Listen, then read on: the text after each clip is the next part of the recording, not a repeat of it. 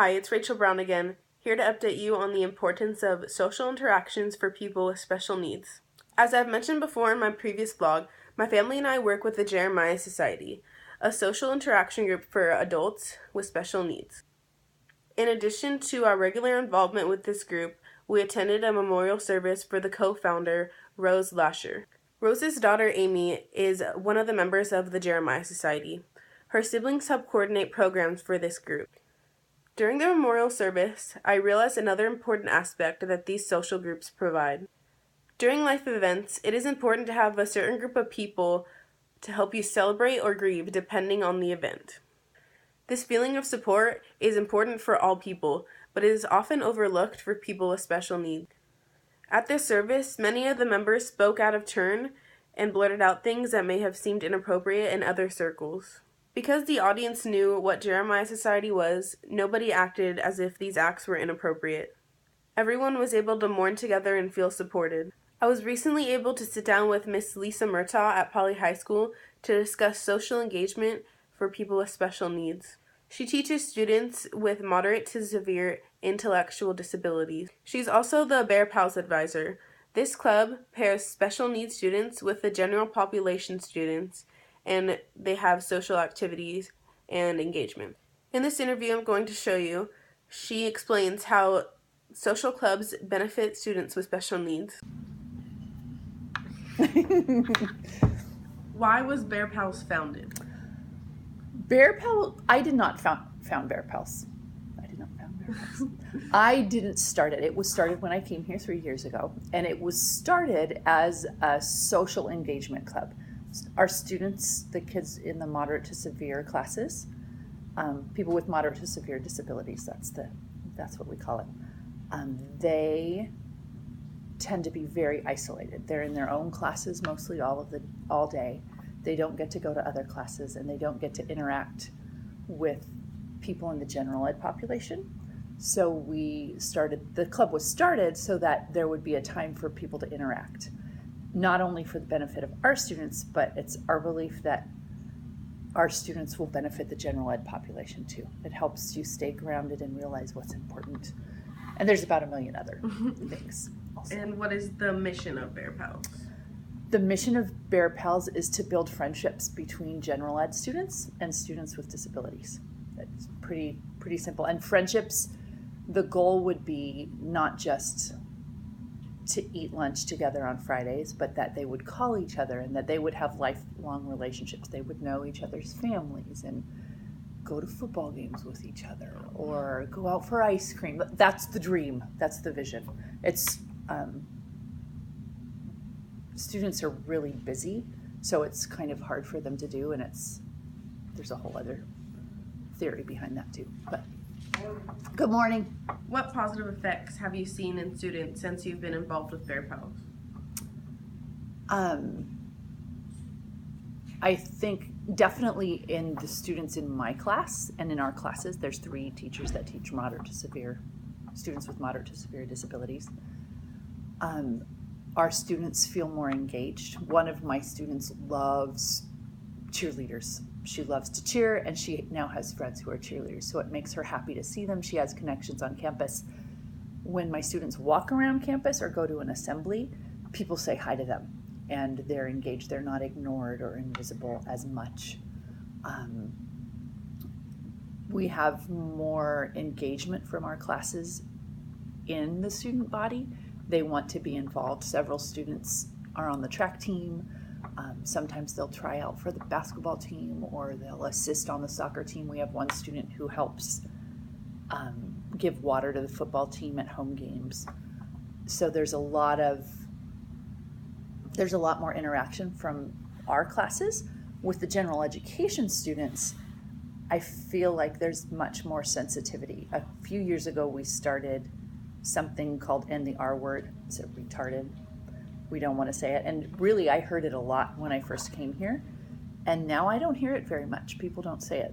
We signed petitions. It's usually happens at the end of March. And people just start speaking out against that word because that was a word that referred to the students in our classes. That word's not even in any official documents anymore. So it's called intellectual they have an intellectual disability. Some of them do, not all of them. I'm trying to think also, what else was the benefit? Yeah, there's just a lot more integration, and people love coming on Fridays to hang out with my students. And what is your favorite Bear Pals event and why? My favorite Bear Pals event just happened, and it's the dance. The district, a few parents whose students have come up through the district and actually are graduated now, have moved. Here, my phone is making noise. You can Shush. Shush. You can answer. It's all right. It's all right. A few parents started a special education boosters club, and they do a bowling event in the fall where all the classes like ours from the high schools in the district get together and bowl. And then just last Friday we did the dance, and it's kind of a prom, but it's not really. I hesitate to call it a prom because that implies that our students aren't invited to the regular prom. So it's a dance, and the Bear Pals say, not my students, but the general ed students say that it's their favorite dance of the whole year, because you actually go and no one's judging how you're dressing, no one judges how you dance, you really actually just have fun. And I think that's something that my students bring to the table, is they're not self-conscious like most people are, which is a big gift if you think about it. That is the favorite event. There's a different theme every year. It's in the spring, and we just invite the buddies that we have had. It's been really great. Mm-hmm. What kind of feedback do you receive from the families of these students? The families where the buddies have really engaged the students and they call them and they take them out, if I start talking to them, the families often will cry, because this is often their child's only friend, that it's the only person who interacts with them. My students don't usually get invited to birthday parties. They don't get invited to football. They don't get to go out. It's just them and their families. And so you can imagine for a family the benefit of having someone else love your kid the way that you do. And so they cry. They want to make sure that other people come and befriend other students. One of my students, who I would say his buddy has done the best job of anybody that I've seen engaging him. So she takes him out to ice cream, they go to the movies, she goes to his house, he comes to her house, they hang out for times. And if I ask him, well, who are your friends? He says, Haley is his friend. So he loves her. And he is having a birthday party, and he actually brought a bunch of invitations for about 6 or 7 kids in our program, but then 6 or 7 kids who are buddies. So he feels, for the first time in his life, he feels connected enough to invite people who aren't in his classes, which is, it's huge. If you step in those shoes and be my students and see how that feels, you can imagine the big impact.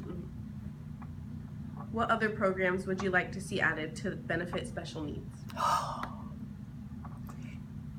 Here's the thing with other programs, is there's only a couple teachers who do this, so I would love for students to engage more. That's always my dream, but then I don't want to pressure people. I don't want people to feel extra pressure. So you don't want to have a forced friendship. So our club I'm pretty relaxed about it, because I don't want to force you into it. But I know you want to, because you're here. So I want to encourage people to connect with students. But other programs, I would love our students to be more included in the general ed classes. So if there's a student that loves science, that they would get to go sit in the science class. Maybe they can't read as well, but maybe they can just listen, or they can come in for when they're cutting open a sheep's eye, or so that they get to see those really exciting things that my students just don't have the exposure to.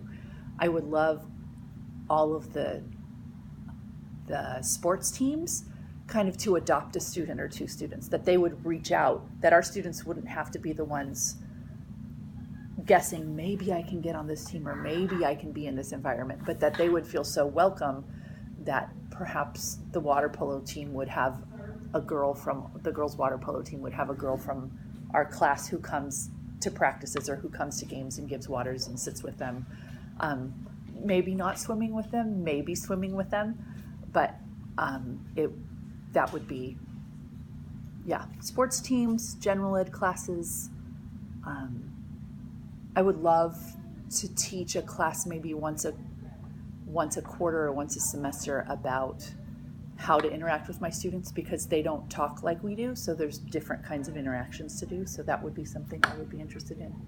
There's lots of ideas. We do a lot of gardening, so I would love to have a gardening class where we have other people come to us to garden with us. Yeah, if somebody has an idea, I'm open. So That's awesome. anything else? No. No? Thank you so Okay, much. You're welcome. You're welcome. One of my favorite special needs events is the annual Special Olympics bowling event. Here is my volunteer ribbon from this year.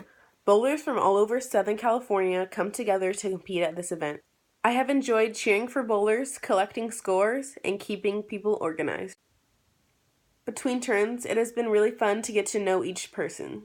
One roadblock that I came across was that when interacting with these special needs students and adults, it's kind of hard for them to open up at first because they don't really know you. They're kind of nervous, like they don't know if you'll make fun of them. But once you get them to open up, it's really worth it. I love getting to know these people. I've also noticed that some families may be limited to finances. Also, some families don't have transportation or knowledge of what activities they can be involved in. Another roadblock I discovered in getting special needs involved is that other people outside of special needs have to be willing to interact with them. They can't just reach out by themselves. They have to have people reach out to them. In the long run, I've learned that inclusion benefits everyone, intellectually and emotionally. In the final months, I plan to have lunch with Bear Pals on Fridays and collect gardening supplies for Miss Murtaugh's class so they can continue gardening and let love grow. This has been Rachael Brown reporting to you on Wednesday, March 14th at 9 p.m. And remember, athletic and social events provide important opportunities for special needs to realize their full potential and live a fulfilling life.